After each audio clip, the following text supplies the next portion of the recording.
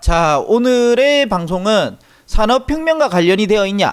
그렇게까지는 아니고, 어쨌든 우리가 산업혁명을 통해서, 4차 산업혁명을 통해서 많은 변화가 있을 건데, 그렇게 되면 혹시나 이 기업이 사라지지는 않을까 하는 생각에 의해서 만들어 본 방송이고요.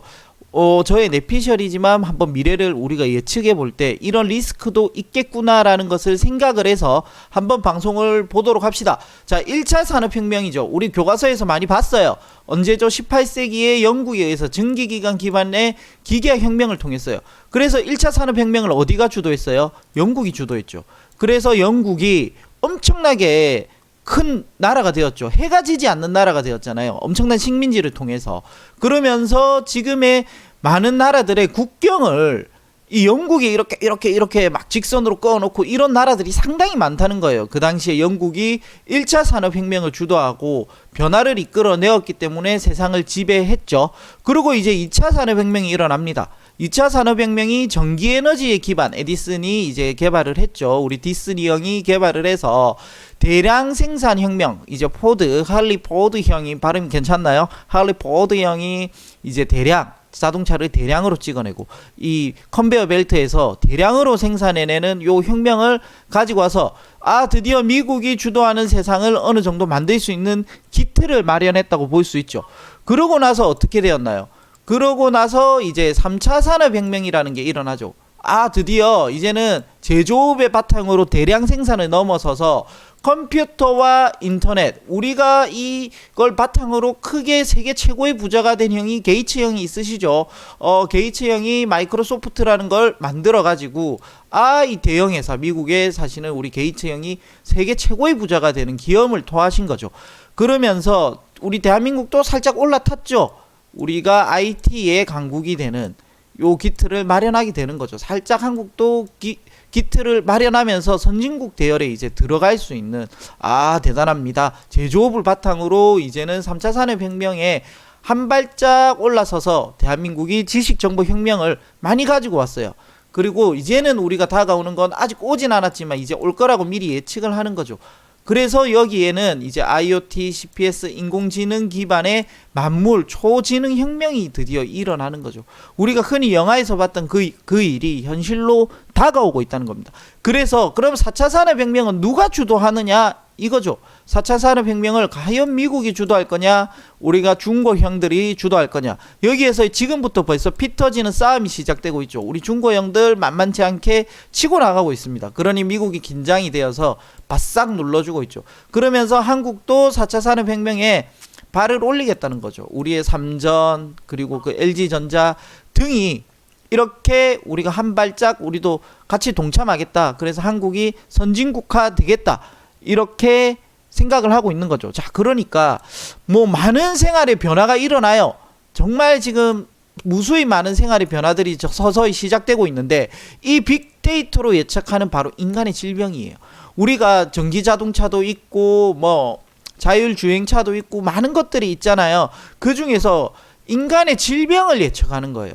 그래서 의학이 이제는 치료를 넘어서서 예방의학의 새 시대가 도래하지 않을까 하는 게 바로 의학 쪽에서의 4차 산업혁명이죠. 이 사람이 뭐가 걸릴 것이다 예방하고 하는 그 시대, 의학 쪽에서의 4차 산업혁명은 과연 이렇지 않을까 하는 겁니다.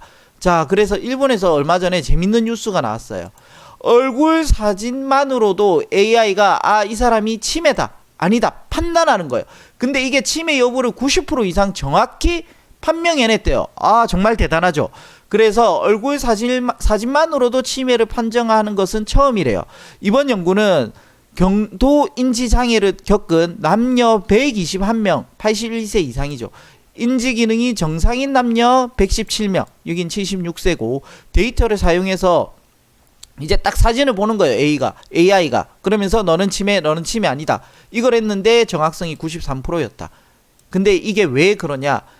여기 상당히 재밌습니다. 인지 기능이 저하된 사람은 실제보다 더 늙어 보이는 경향이 있다.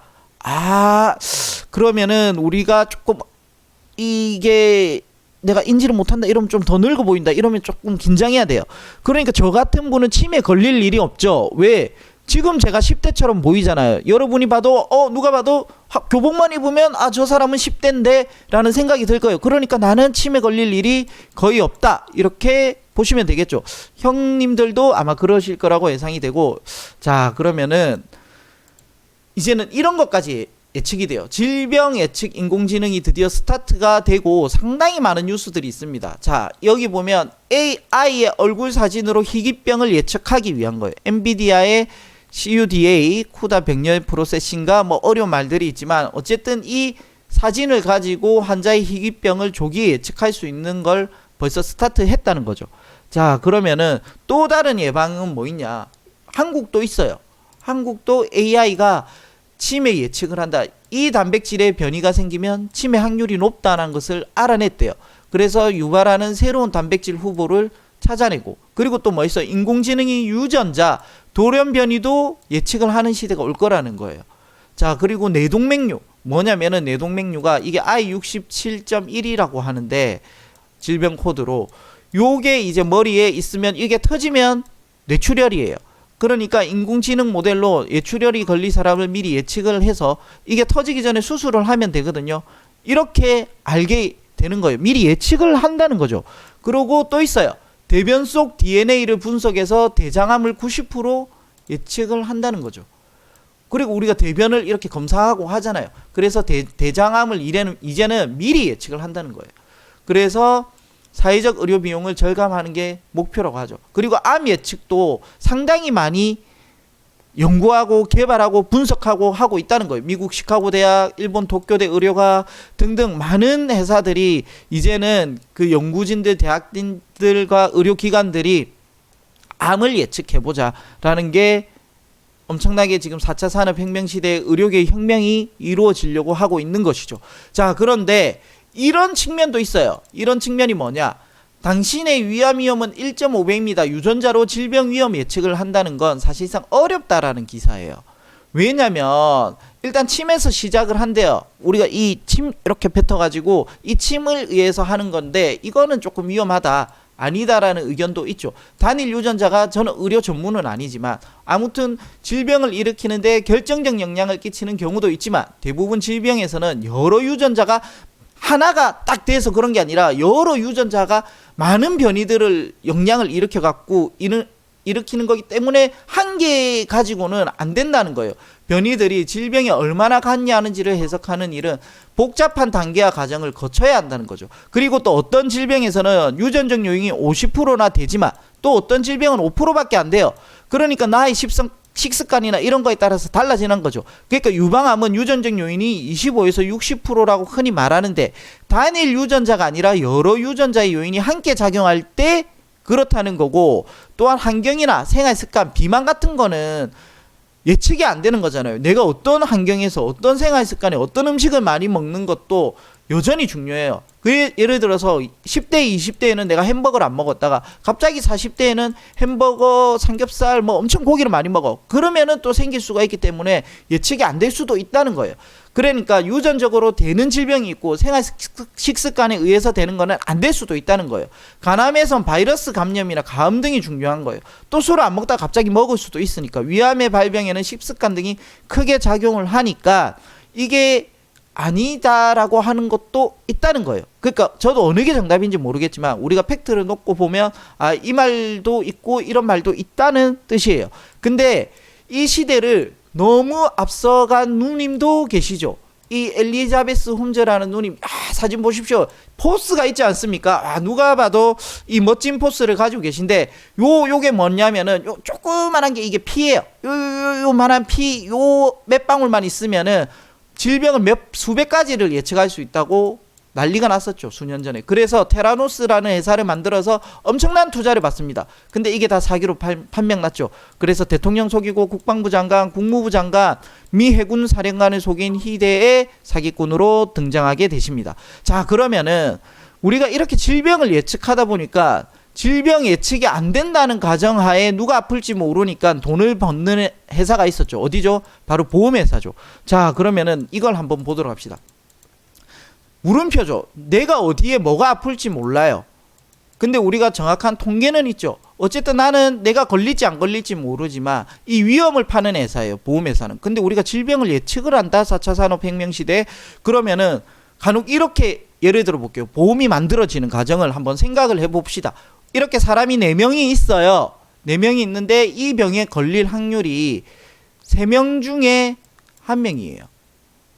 그죠? 아니면 4명 중에 1명이에요. 이걸로 보험료가 측정이 되는 거예요. 자, 그러면은 이 4명 중에 1명이 걸리는 질병이 있다고 쳐요. 특약을 그래서 만들겠죠. 그래서 이 사람이 100원을 내고 이 사람 100원이 내고 이 사람 100원 내고 이 사람 100원 내요. 근데 한 명이 이 질병에 걸리면은 200원을 준다고 해봅시다. 정말 무수히 많은 집단 중에 제가 좀 이해를 쉽게 하기 위해서 간단하게 이 집단 개체수를 낮춘 거예요. 낮춰서 4명 중에서 1명이 걸리는데 이분들이 보험료를 100원을 냈어요. 4명이 다. 그럼 보험회사는 400원의 보험료를 받은 거죠. 그리고 걸린 사람에게는 200원을 주는 거예요. 그럼 안 걸린 사람은 어떻게 돼요? 그대로 보험회사가 인마이 포켓 되는 거죠. 아니면은 해지환급금 조금 빼고 더 복잡하게 들어가면 그렇게 가지만 단순히 계산해 봤을 땐 그거예요.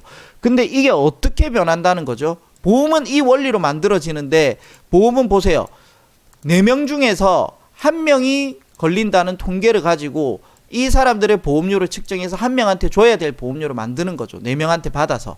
그럼 안 걸린 사람들은 X고 걸린 사람은 O가 돼서 이 사람들한테 받은 보험료로 여기에 지급을 하는 게 보험 상품의 기본적인 구성 요소죠. 근데 이제는 그게 아니라는 거예요.